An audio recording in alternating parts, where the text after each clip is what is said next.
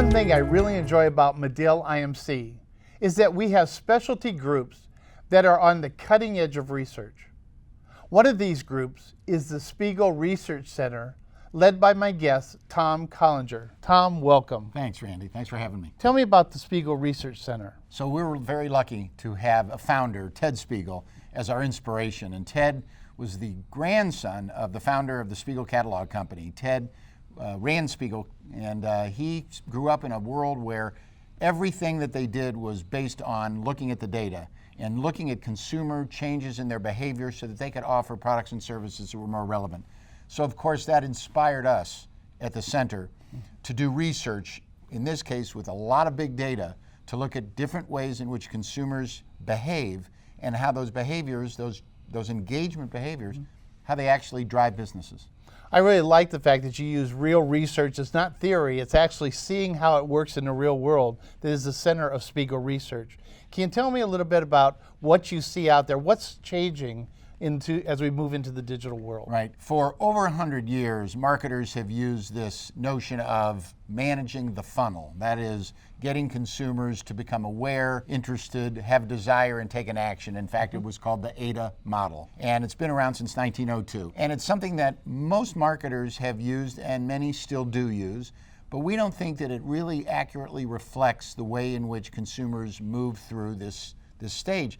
In fact, McKinsey in 2009 came out with their version that they called the loyalty loop, and it too basically reflected a consumer who moved through a kind of a linear process, but in their case, they said they would come back after purchase and buy again. We think both of these really have helped marketers over the years, but they don't reflect the way it works now. So instead of us pushing out things and having people go down a linear process, how does the world work today? So, of course, marketers are still, and brands are still sending out messages. And if those messages happen to catch a customer who is motivated, and they may go ahead and make a purchase. And if they make a purchase, then they'll go ahead and own the product. And if they own the product, they're either satisfied or they're unsatisfied. Now, that will still happen, but the thing that is fundamentally changed is this customer engagement behavior, so that people are no longer waiting for messaging from brands, but rather they're talking to each other. And that's really the engagement that happens because of social media. Back in MOOC 1, we learned that the consumer controls the marketplace and that peer-to-peer recommendations are really big. Give us an example of how that's working today that's different than the AIDA model. Let's assume I'm looking on Facebook, checking my Facebook messages, and I see my friend has just gone out and bought a brand new Toyota Prius. She's so happy about it, she's posted a picture of herself right on Facebook. So of course I look at it and I comment, but I realize that this car that I used to think was ugly now looks really good. It's really nicely designed, and I think to myself, well, you know, I might consider this car the next time I'm in the market. Well, I then go and I post a message to her telling her that I'm happy about it, and by the way, where did she buy it?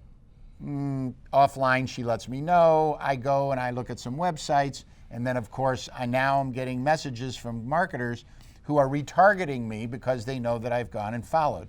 Eventually I go in and I might buy the car. I go ahead and I buy the car, and what happens to me? I'm happy about it. I take a picture of myself, I post it on Facebook, and now my friends know about it. Now when we look at that example, Toyota Prius had nothing to do with alerting me, advertising to me. They didn't even know that I was in the market. I didn't even know I was in the market. My friend is the advertiser because she was a satisfied customer. This is really the power of social media, of course, as you know, but it's also a reflection of the big change that the AIDA model doesn't indicate. We've got friends, peers, even strangers who post customer reviews who are in most cases as or more influential than an advertiser. So what does the new model look like? The new model is dynamic. It is constantly in motion. So when any one of these 5 attributes, gears really in the engine, any one of them is moving, all the rest of them are moving. It moves the entire engine. So it might be a customer who's happy with their new car, who's talking about it. That changes their behavior, which suddenly causes a motivation in a stranger, in my case, me, to change, which may result ultimately in a purchase, where the brand has nothing to do with it. So it's not linear, it's dynamic, it's constantly in motion. Okay, so from a consumer point of view, what are the different levels of consumer engagement that you see out there? Great question. So we've done research, and we've actually found that there are 3 levels of engagement, and that those 3 levels of engagement actually correlate to customer value, which means the more actively and relevantly engaged you are, the more valuable you are to the company. You spend more money. And we've found that over a number of different research efforts. Let's start with the first one. The first stage of engagement is just observation. Some researchers call this the advertising effect. I didn't know about something and now suddenly I know about it. But in the Prius example, I don't know about it from Prius or Toyota, I know about it from my friends. So anything that has to do with an observation, observing a post, observing a video, a friend sends something to me, I read it, an email that's about a brand, those are all observing. And we found that people who in fact observe about a brand are more valuable than those that don't.